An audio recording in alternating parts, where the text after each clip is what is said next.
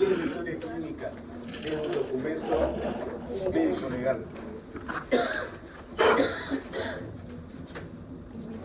Esto es requisito para mí. Es la respuesta cuando yo pregunto qué es la historia clínica y qué es un documento médico legal. ¿Por qué un documento médico? Porque solamente puede hacerlo un médico. Ustedes lo van a hacer bajo la supervisión de un médico como médico de formación. Entonces, la historia clínica es un documento médico. ¿Y por qué dice legal? Porque es un documento que tiene validez legal, tiene validez en un juicio. El juez va a valerse de lo que dice la historia clínica para decir que el médico es culpable o no es culpable. En primera instancia, el documento médico es privado, pero como es legal, hay una relación tácita entre el paciente y el médico. El médico no puede decir nada de la historia clínica del paciente, hay una reserva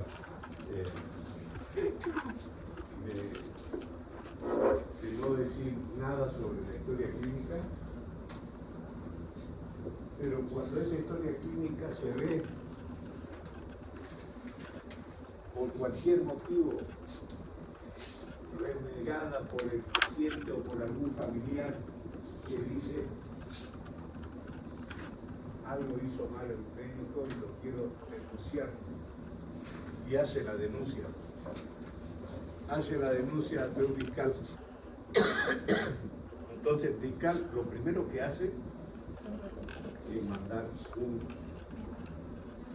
autorización al hospital diciendo de que la historia clínica debe ser entregada al juzgado. Y ahí la historia clínica, de ser privada, se vuelve pública, porque las audiencias son públicas. Entonces todo lo que era secreto, y era un secreto entre el médico y el paciente, se va a ventilar y va a ser público en la audiencia. Y la audiencia es pública, cualquiera puede ir a escuchar una audiencia. Entonces todos los que vayan a la audiencia se van a enterar de todo lo que era secreto. Entonces, volviendo aquí a la historia que tiene un documento médico legal, llevado a primera instancia, que hace el médico, en el cual registra cronológicamente las condiciones de salud del paciente. Hay una forma de hacer la historia clínica, cómo se hace la historia clínica, y esa forma es internacional y tiene tradiciones y sistemas ya comprobados. Y a veces se pone el método que hizo el médico en juicio, se pone en contraposición contra lo que es lo normal de hacer. Porque se le ocurrió poner alguna cosita nueva y ahí ya el juicio ya va a ser mal para él. La historia clínica tiene que ir a un diagnóstico. Cuando conseguimos el diagnóstico, recién podemos hacer un pronóstico. Y cuando tenemos un diagnóstico y un pronóstico, recién vamos a tener fundamento para hacer un tratamiento. No se puede tratar a un paciente si no se sabe qué tiene. Si no, ¿qué le voy a dar? Puedo dar mis buenos días, mis buenas tardes, pero ¿qué remedio le puedo dar si no sé qué es lo que tiene? En esos casos, cuando no sé qué es lo que tiene, se hace lo que se llama tratamiento empírico y se trata el síntoma. Un paciente que tiene tos, entonces le doy un antitusivo, pero todavía no sé qué tiene. Puede ser que tenga COVID, puede ser que tenga influenza, puede ser que tenga una gripe. Pero mientras no sepa, solamente le doy paliativo.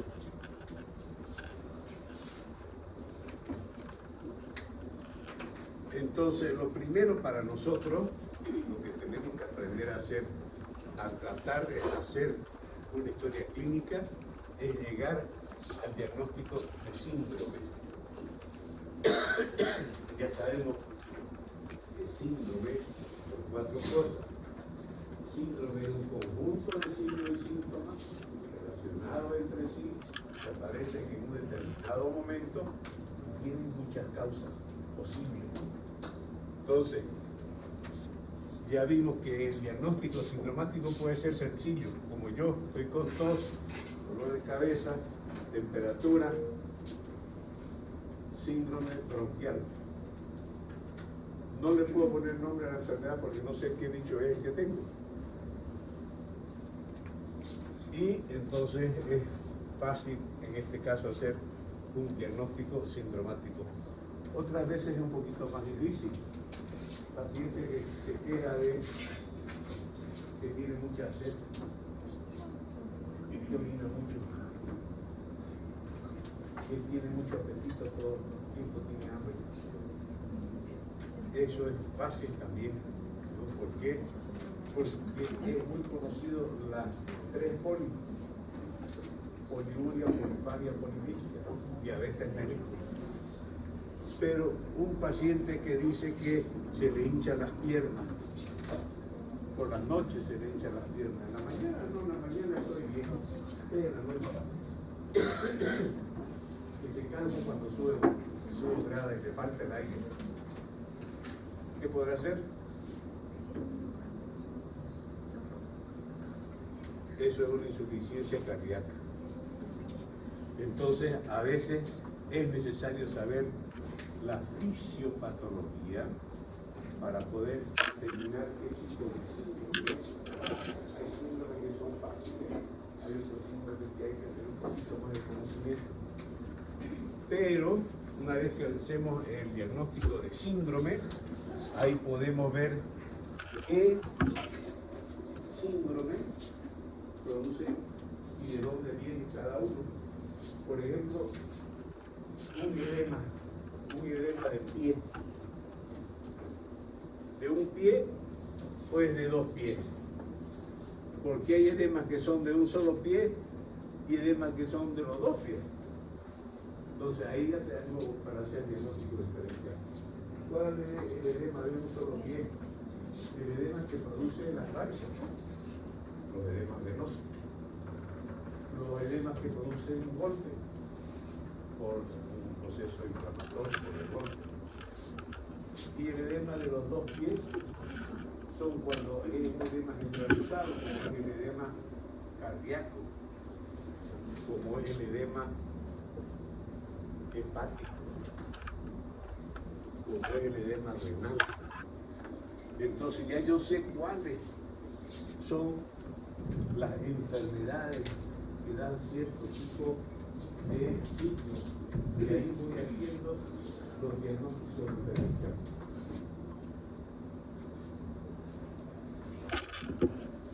Entonces, volviendo a la definición, la historia clínica es un documento médico legal. Médico porque la hace médico, legal porque puede ir a juicio, donde se tiene una revelación verídica, minuciosa y sucesiva de los antecedentes y acontecimientos de la enfermedad, desde el inicio hasta el momento de la entrevista. Es decir, que cuando nosotros empezamos a entrevistar al paciente, le empezamos a preguntar cuándo comenzó la enfermedad. Y tiene que relatarnos todo lo sucedido desde cuándo comenzó la enfermedad hasta el momento en que estamos hablando con él, hasta este momento. ¿Qué pasó? ¿Cómo pasó? ¿Qué no pasó? ¿Qué mejoró? ¿Qué empeoró? ¿Qué apareció? Y todo está arreglado, todo tiene que estar bien preguntado y sobre todo bien anotado. Porque de ahí siempre hay que acordarse que esa historia clínica puede llegar a manos de un abogado. Y el abogado con una lupa va a buscar el error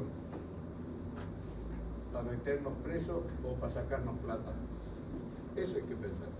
Entonces, cuando hagamos una historia clínica, tenemos que hacerla sin fallas, sin errores. Que por más grande sea la lupa del abogado, no encuentre ninguna falla. Otra cosa, todo el interrogatorio debe ser registrado por el mismo médico. Él es el que tiene que escribir las cosas.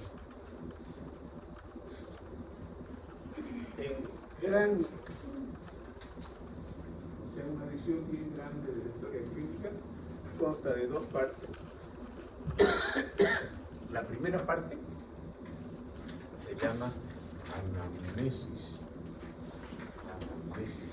Esa palabra viene del latín que significa recordatorio, porque es cuando nosotros a través de las preguntas tratamos que el paciente recuerde qué pasó.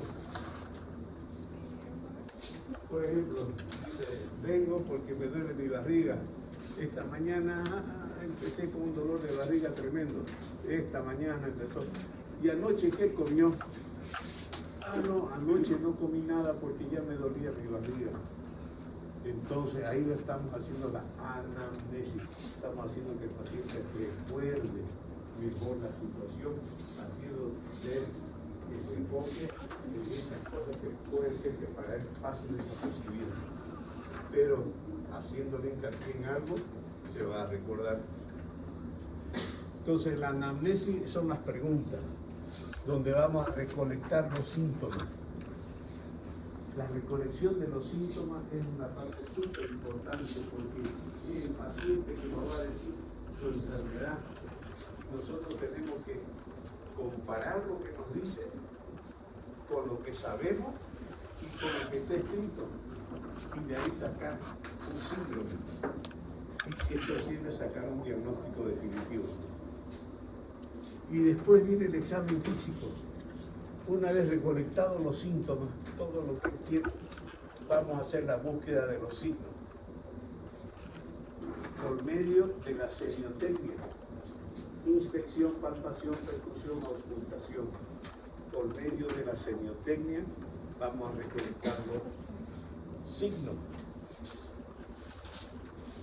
Una vez tenemos todo esto, podemos llegar a un diagnóstico.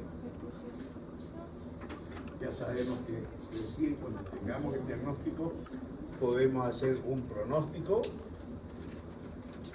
porque recién conocemos la enfermedad.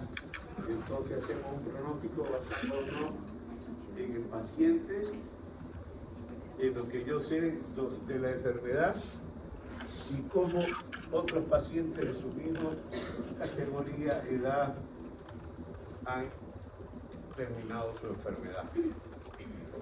Eso es pronóstico, la predicción que hace el médico sobre la evolución de la enfermedad del paciente. Y eso lo hago basándome en el tratamiento que le voy a poner. Creo que les he comentado que la causa de muerte más frecuente en las personas mayores de tercera edad son las neumonías.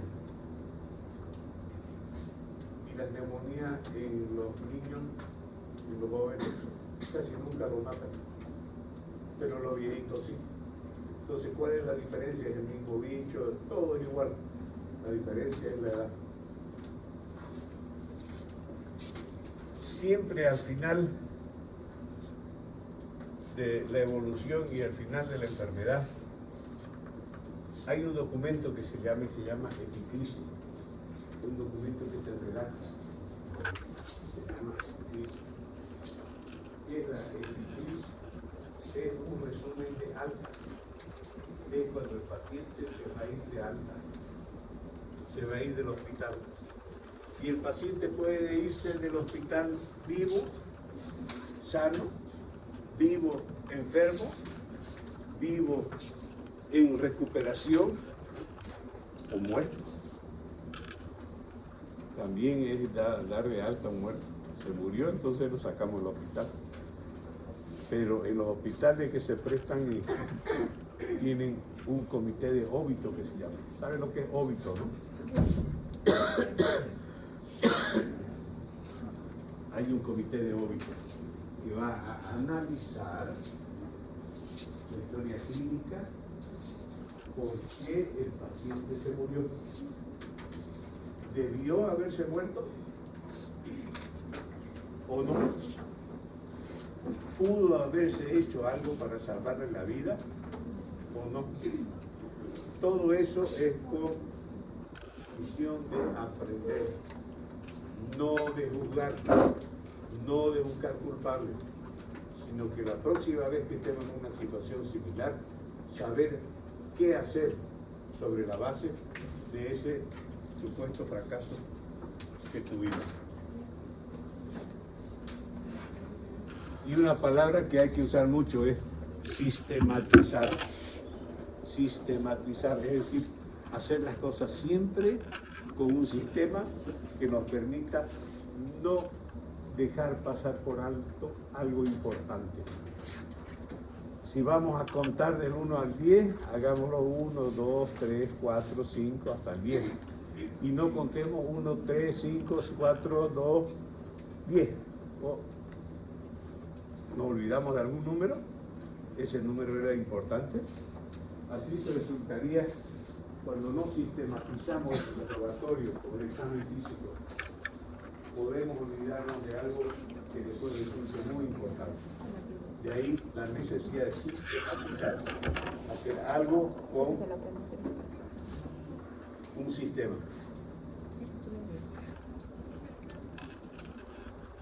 Parte de la historia clínica, anamnesia o interrogatorio, examen físico. En la práctica, la historia clínica no se limita a la narración y al examen físico.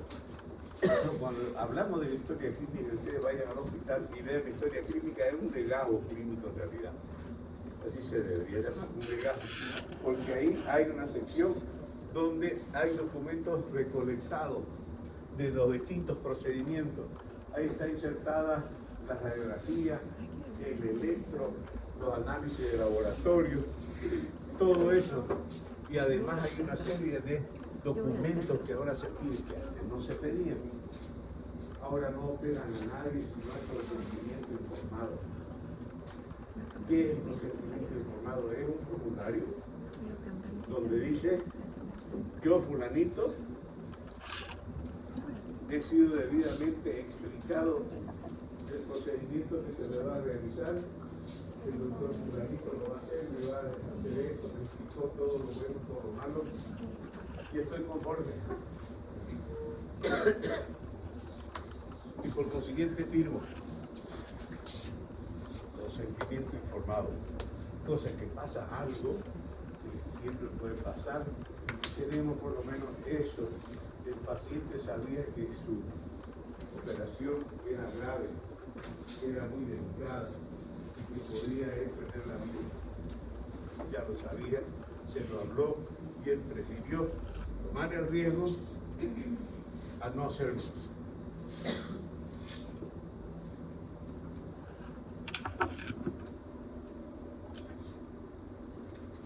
Entonces, la primera parte, anamnesis o interrogatorio, son las preguntas que hace el médico para intentar conocer el problema del paciente. La información es dada por un paciente o un allegado. ¿Qué quiere decir eso? Que a veces no es el paciente el que habla, sino alguien que lo acompaña.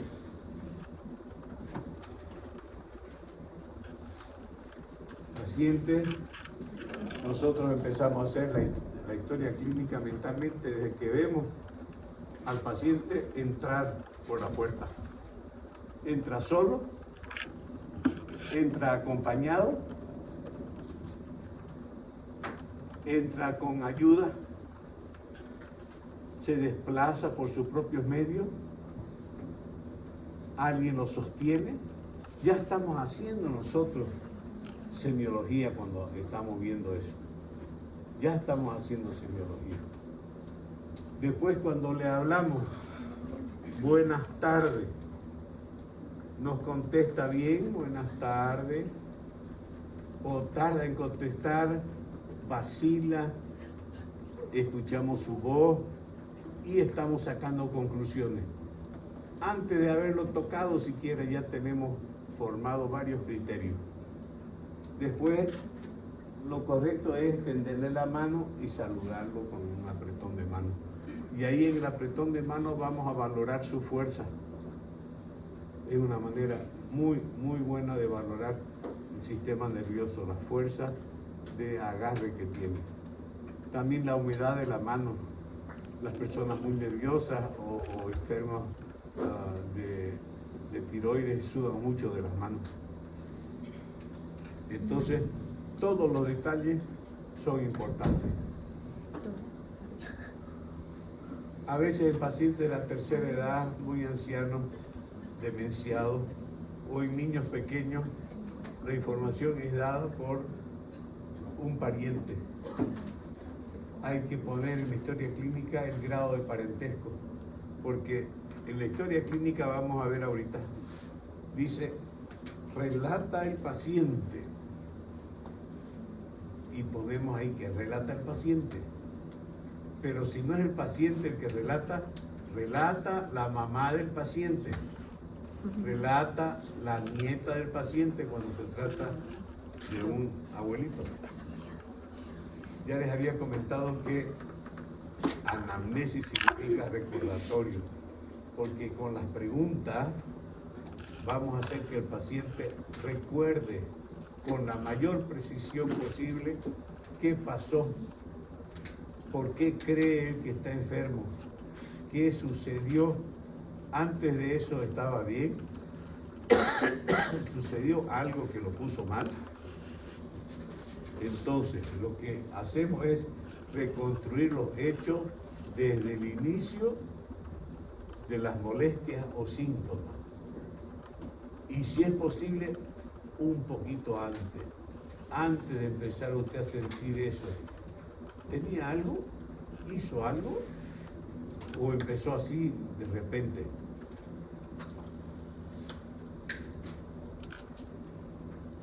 Cuando hemos terminado la charla, cuando hemos agotado las preguntas, cuando hemos agotado el tema, ahí recién vamos a plantearnos hipótesis diagnósticas. Ya podemos más o menos saber de qué se trata.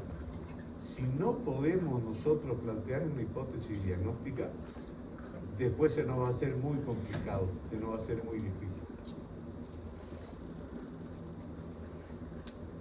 Y con la hipótesis diagnóstica podemos, si es necesario, solicitar un examen complementario.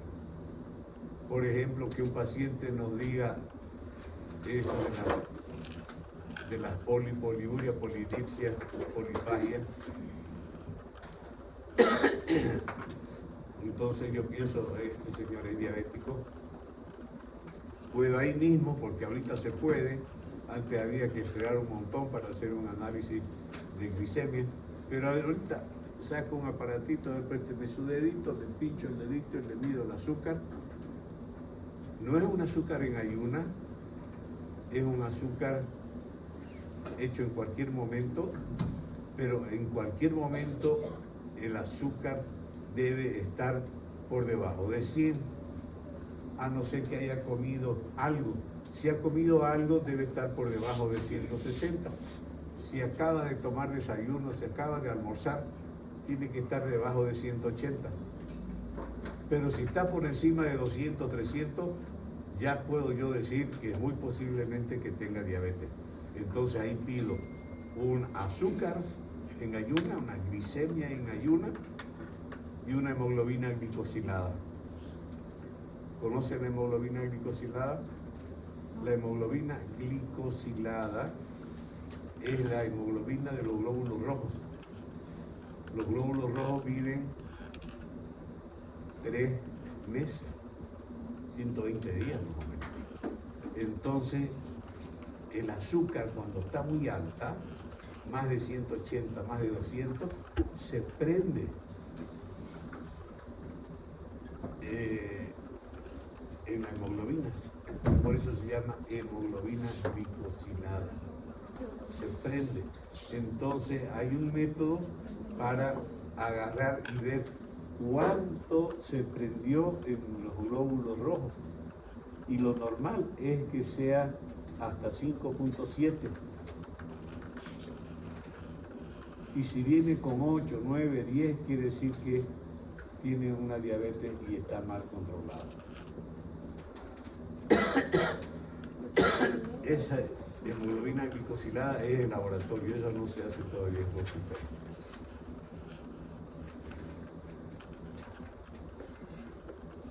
Terminada la historia clínica, la parte de anamnesis o recordatorio, que son una serie de preguntas, pasamos a la segunda parte del examen de la historia clínica, que se llama examen físico.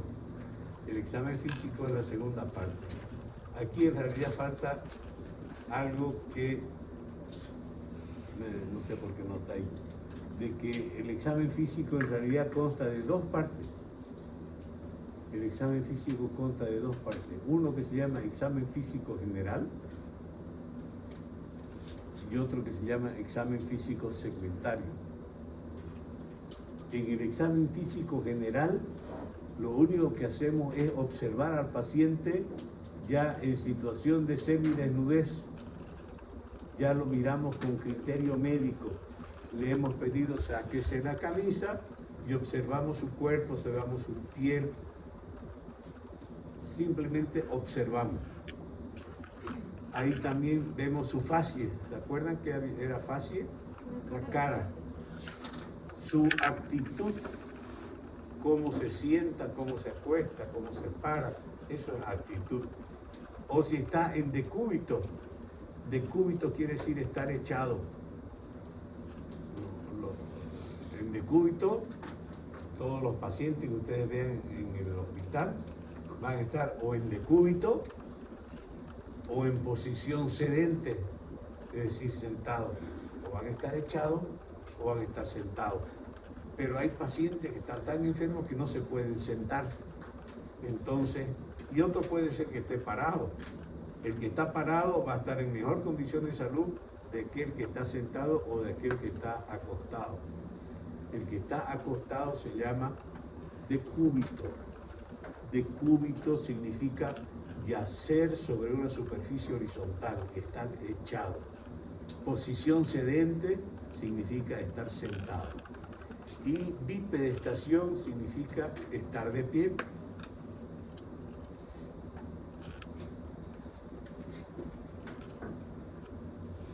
Entonces, en esa primera parte del examen físico general, así se llama, examen físico general, vemos la facie, la actitud, el decúbito, el nivel de conciencia, hacemos ahí el Glasgow, hacemos la orientación en las tres esferas. ¿Se acuerdan cuáles son las tres esferas? Hay una esfera de persona, una esfera de lugar y una esfera de tiempo. Entonces al paciente se le pregunta, ¿sabe usted quién es? ¿Sabe dónde está? ¿Sabe qué hora es? ¿Sabe qué día es hoy? ¿Sabe qué año? Si el paciente contesta bien eso, entonces el paciente está en una buena relación con las tres esferas.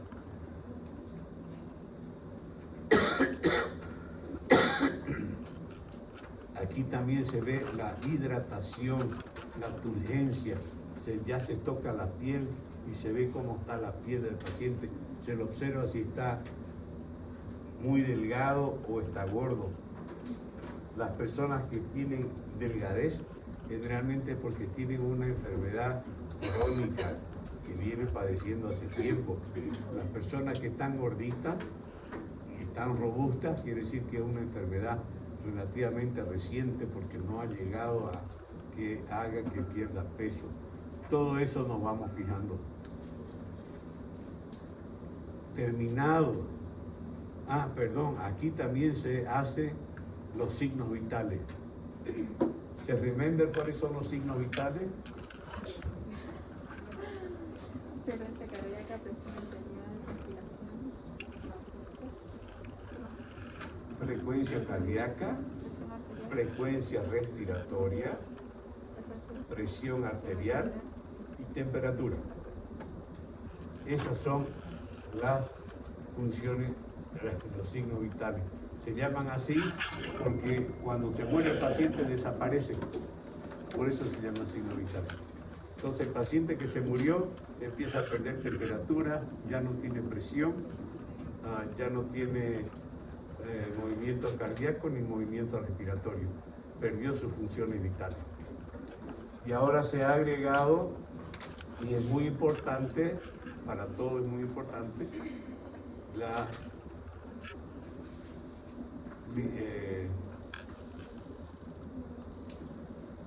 oximetría de pulso.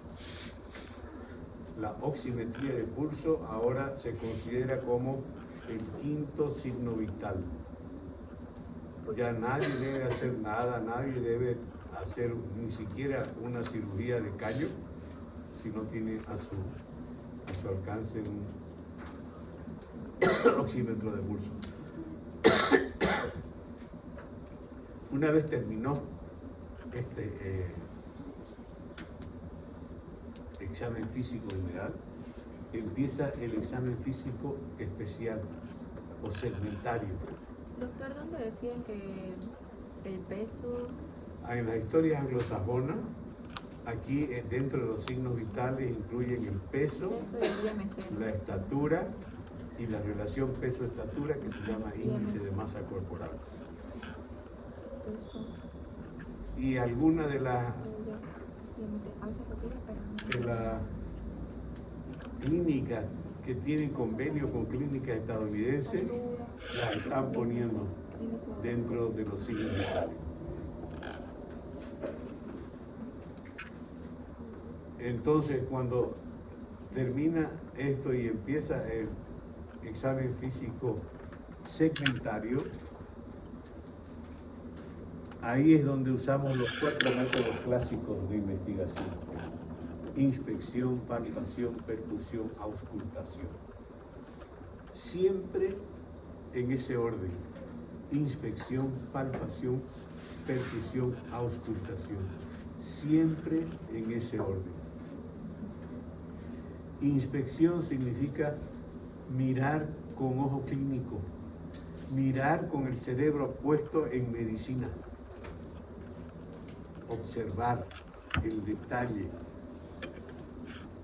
Palpación, ahí significa tocar al paciente.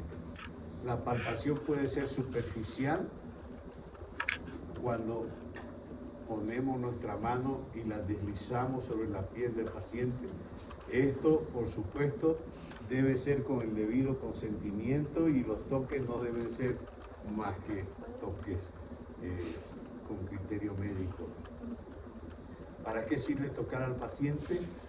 Para ver la sensibilidad de la piel, para ver la temperatura de la piel, para sentir las rugosidades de la piel o la presencia de bulto o algo que no esté bien visible. La palpación también puede ser profunda. Entonces ahí generalmente en abdomen, a veces hasta con 2 manos, apoyamos una sobre la otra, empujamos para poder penetrar lo más profundo posible, para poder palpar, por decir, un riñón que está bien atrás, pegado bien en la parte posterior de la caja torácica. Para palpar un vaso, para palpar tumores, se hace la palpación profunda. La percusión sirve para emitir sonido, el cuerpo sobre el que estamos percutiendo, emitir un sonido que nosotros podamos detectar y reconocer como sonido mate. ¿Se acuerdan que hablamos del sonido mate? Es un sonido seco que se escucha cuando golpeamos la pierna. El sonido mate al golpear la pierna nos dice que eso es algo sólido, que hay solamente grasa, músculo, hueso, todo sólido. Y después por el otro lado, al otro extremo, está el timpanismo, que cuando tocamos y suena timpánico, significa que hay mucho aire suelto y cerca de la superficie donde estamos tocando. El único lugar que da timpanismo en condiciones normales es el espacio de Traube. ¿Qué es el espacio de Traube? Es donde se proyecta la cámara gástrica del estómago. La cámara gástrica tiene un espacio donde se concentran los gases. Tenemos siempre una burbuja de gas ahí. Y ese espacio se llama espacio de Traube, que es muy importante, ya vamos a ver su ubicación. Y lo más importante del espacio de Traube es su ausencia. Si no encontramos espacio de Traube, quiere decir que alguien lo ocupa. Y si alguien lo ocupa, puede ser un tumor, lo más frecuente, un tumor de estómago, un tumor de páncreas, un tumor de hígado, un vaso crecido. Entonces, de ahí la importancia del espacio de Traube y del timpanismo. Entre la matidez y el timpanismo hay varios otros sonidos. Está la sonoridad pulmonar normal. Cuando aprendemos a percutir el pulmón, vamos a escuchar un sonido muy especial que se llama sonoridad pulmonar normal. La sonoridad pulmonar normal es el conjunto del pulmón que tiene aire, que tiene vaso, que tiene alveolo, que tiene venas, que tiene bronquios, y todo ese conjunto da una sonoridad pulmonar normal que hay que aprender a escuchar. Entonces uno golpea y escucha y dice, ah, esto es lo que es sonoridad pulmonar normal. Agarramos, por decir, de la clavícula, la parte media de la clavícula, y empezamos a percutir entre las costillas para poder percutir la parte del pulmón. Empezamos segundo espacio, tercer espacio, cuarto espacio, quinto espacio, y llegamos al sexto espacio y ya no hay sonoridad pulmonar normal, sino que hay matidez hepática, porque ahí ya está el hígado.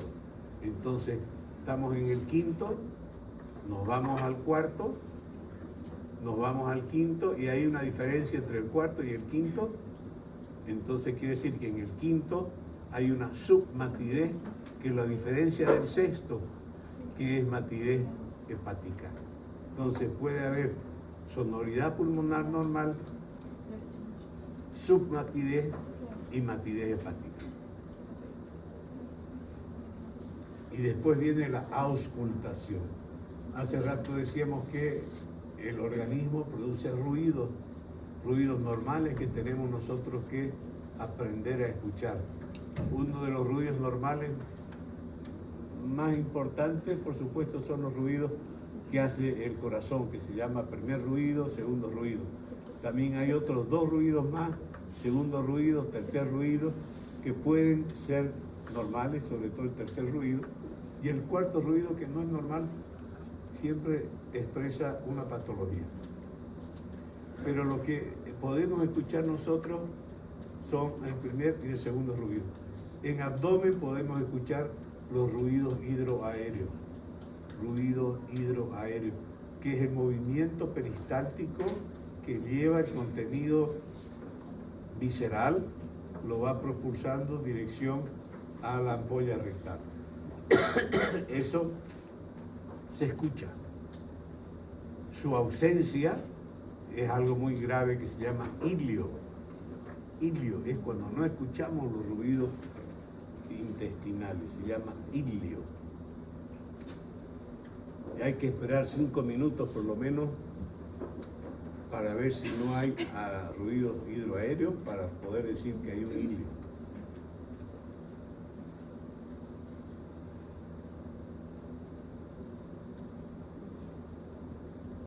Por ejemplo, hay una peritonitis, una apendicitis que se perforó, un divertículo que se perforó, una úlcera que se perforó, y eso hace que se paralice el intestino. Es la única forma de manifestarse el intestino, de decir estoy enfermo, es paralizándose. Entonces se paraliza y quiere decir hay algo muy serio. Se paralizó el intestino. Sucede muy frecuentemente en las cirugías abdominales. Bajo anestesia se corta la tripa, se manosea los intestinos, se busca divertículo de Meckel y después se costura el apéndice ya afuera, se costura, y eso es mucho trauma para la víscera. Entonces, como respuesta, se paraliza. Por eso es que después de una cirugía de apéndice o de abdomen, no le dan nada de comer. Y eso se llama NPO, que viene del latín non per os, nada por vía oral. Las enfermeras dicen que están en NPO, aquí las enfermeras dicen así, está en NPO,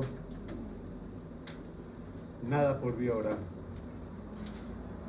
Y la enfermera cada rato tiene que ir a preguntar si ya movió el vientre. Entonces ya movió, ya hizo pipí, hizo popó, ya se largó gases. ¿Qué quiere decir cuando empiezan a largar gases? Quiere decir que ya te está recuperando el intestino. Entonces de NPO, de nada por vía oral, ya el médico, cuando sabe que está emitiendo gases, entonces ahí hace una dieta semilíquida y empieza a darle gelatina.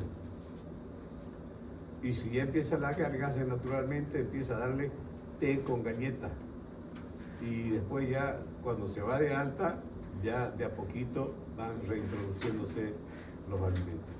De ahí la importancia de aprender a escuchar los ruidos hidroaéreos. Esto es del Argente Álvarez. Así viene la estructura básica de la historia clínica. Anamnesis, fíjense, voy a saltarme de 1 al 2.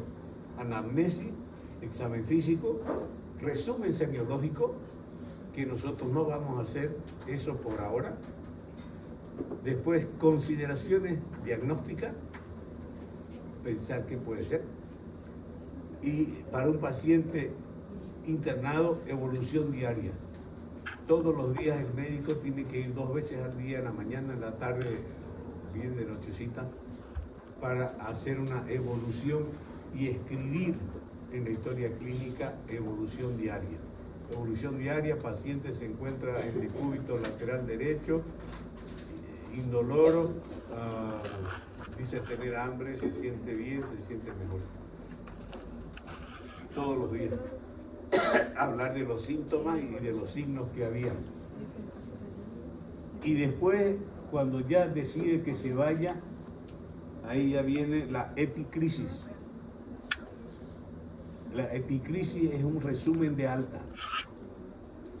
Resumen de alta, que el paciente se está yendo y en qué condiciones se va curado, se va todavía convaleciente a terminar de curarse en su casa, o a veces se va porque quiere irse. Alta solicitada. Quiero irme porque aquí me tratan mal, aquí no me cuidan, no me gusta el médico, no me gustan las enfermeras, no me gusta todo lo que sea. Alta solicitada. Entonces es un proceso diferente, pero igual tiene que hacer una epicrisis y decir que se va como alta solicitada, y las consideraciones que él le dice al paciente: si usted se va, usted puede tener esto, y que firme un consentimiento informado.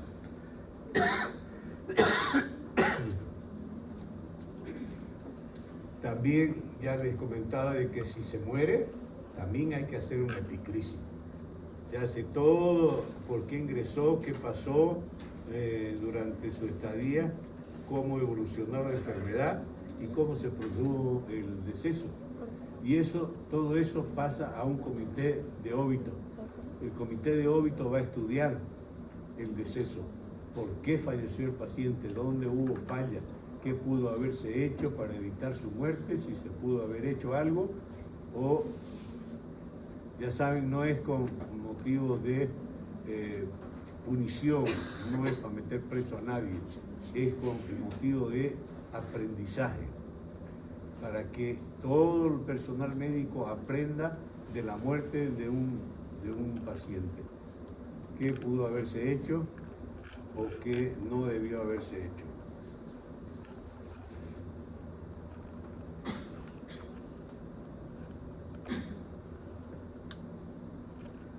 Esto es importante que he puesto ahí. Actualmente, las historias clínicas llevan lo que se llama revisión de sistema. Y lo llevan ahí después del 1.5, ahí abajito, dice como punto aparte, revisión por sistema.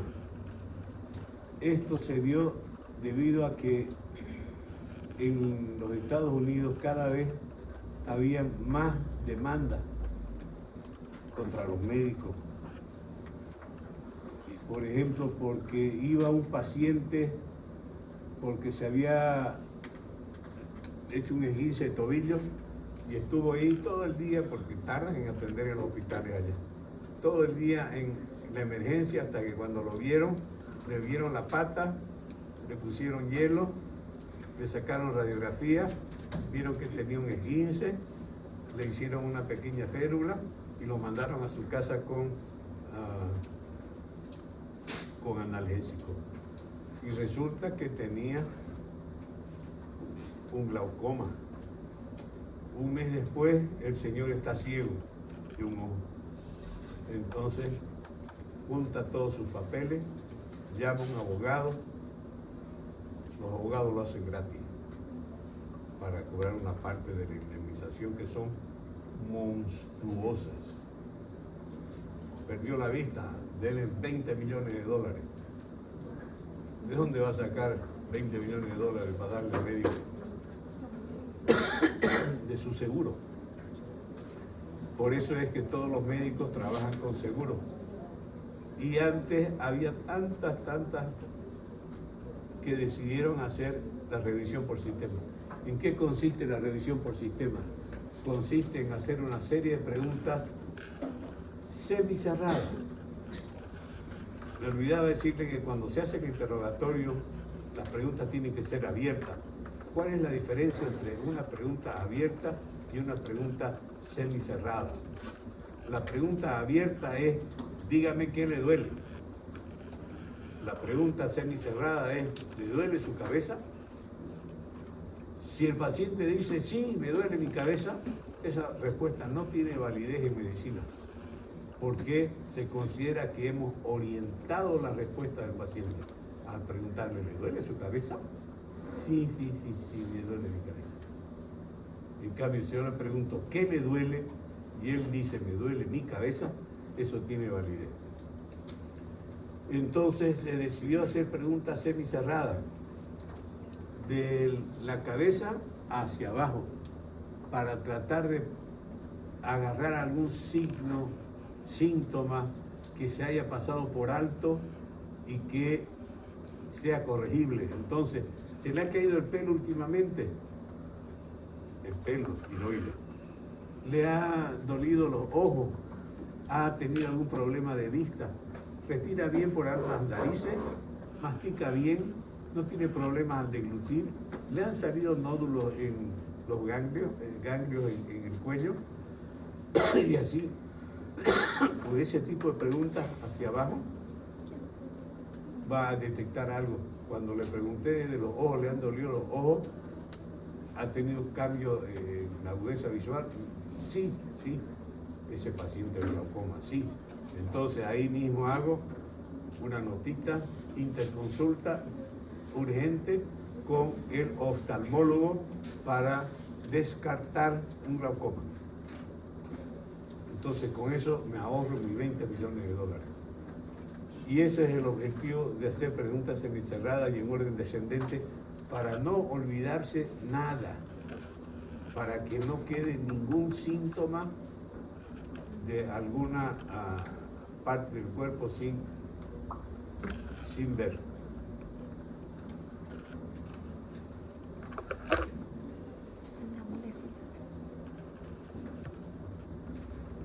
Anamnesis. La anamnesis es larga, es bien larga. La anamnesis de una historia clínica universitaria puede durar fácil 1 hora. en preguntas. Fácil. ¿Por qué? Porque pregunta mucho. Y también depende de qué lugar estamos haciendo la entrevista. Hay lugares donde le piden al médico que pregunte muchas cosas sobre el paciente, que no son de interés médico directamente, sino que son de interés estadístico. Por ejemplo, vive cerca de aquí, vive lejos, para saber si a este nosocomio viene gente de solo alrededor o viene gente de más lejos. Poder adquisitivo, gana más de 5.000 bolivianos al mes o menos, para saber si viene gente pobre o gente más o menos pudiente al hospital. Y entonces a veces hay una serie de preguntas que tiene que hacer el médico o la enfermera que no tienen que ver con la medicina en sí. Pero hay unos datos que se llaman datos personales o de filiación. Filiación. La filiación es todo lo concerniente a la identificación del paciente. Debe incluir nombre, apellido, edad, sexo, estado civil, nacionalidad, ocupación, domicilio, con quién vive, su seguro social, otros requisitos de la administración. Para nosotros como médicos son 4 cosas que siempre tenemos que saber. Su nombre, su edad, su sexo y a qué se dedica, porque tiene relación directa con la enfermedad. Nombre, tenemos que saber de quién estamos hablando. Edad, por si tiene un hijo con el mismo nombre, puede confundirnos de que Felipe López de 75 años con Felipe López de 40. Entonces ahí algo no concuerda. No, es que yo llevo el nombre de mi papá. Y nos ahorramos un tremendo disgusto.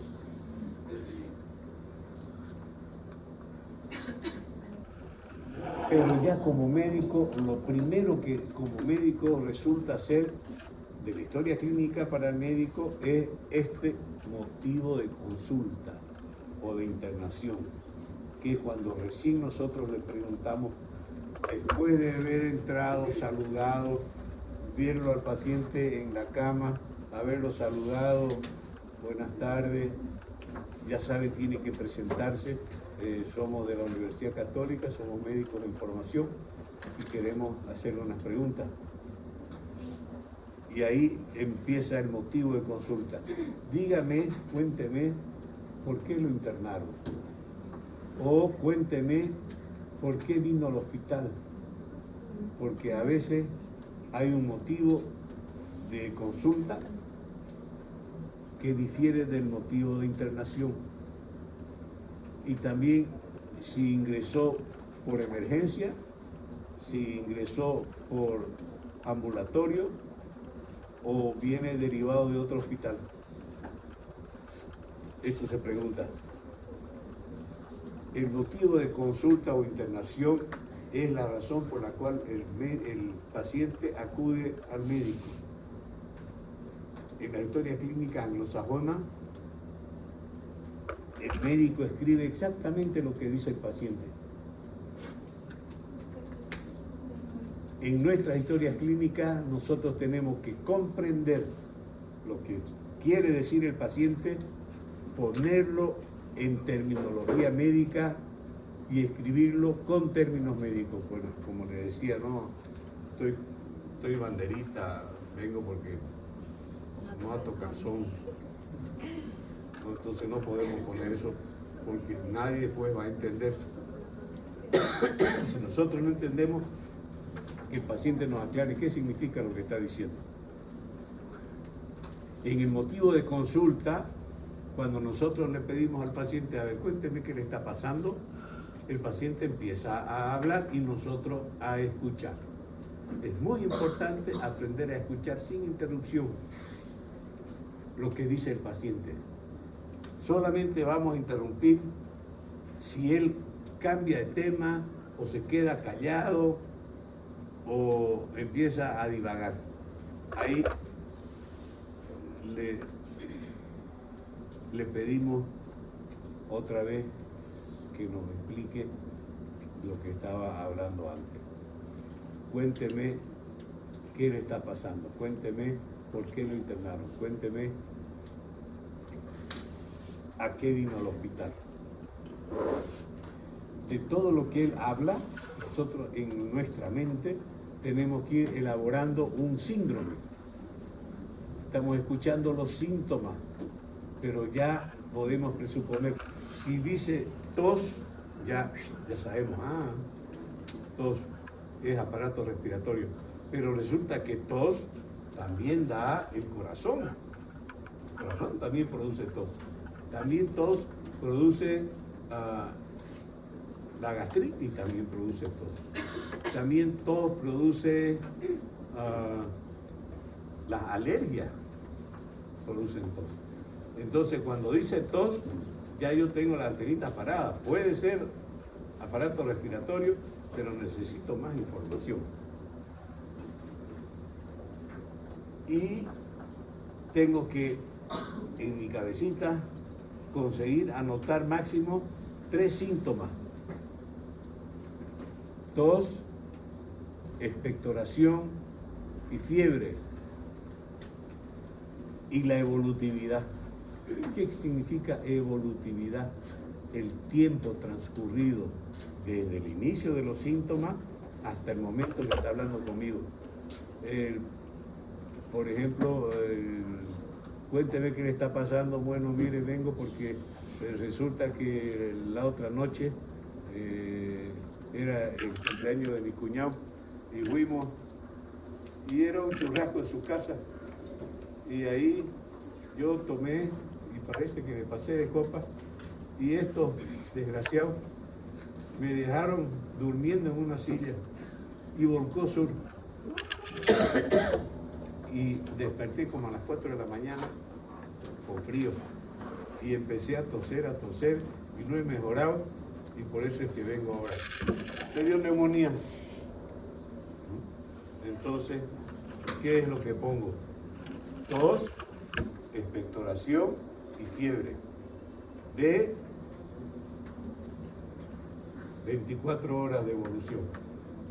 Puede venir otra persona también con tos, expectoración y fiebre de 6 meses de evolución.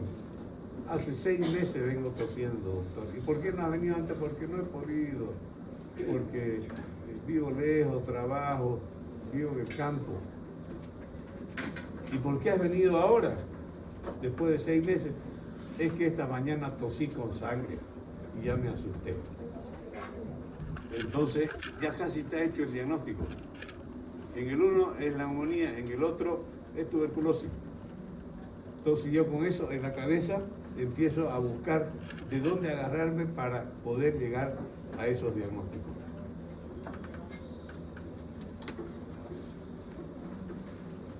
Los que no hicieron el examen, por favor,